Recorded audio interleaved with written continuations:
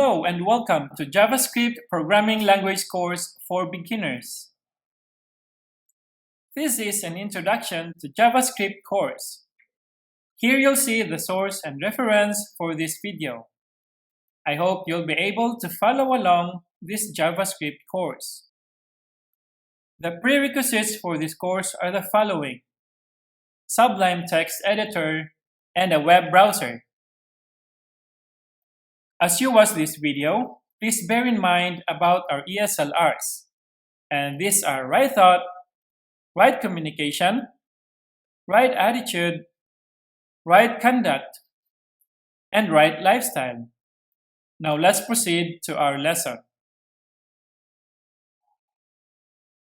Section 9, JavaScript and Images.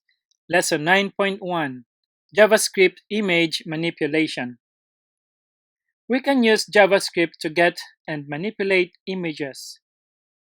This may involve creating new images, setting up an array of images, or changing the source attribute in the body tag, or just doing some simple or not so simple animation with them.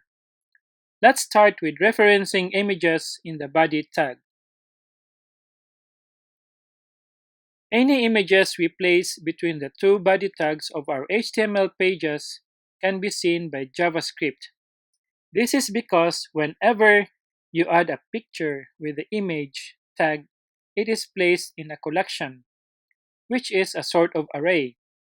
The first picture that the browser can see, the one closest to the opening body tag, is placed at position 0 in the collection. The second picture will be placed at position 1, and the third at position number 2. So we're adding HTML for two images, a button and a label. Our web page will look like this. For a complete list of codes and classwork in this lesson, please check Google Classroom. Thank you.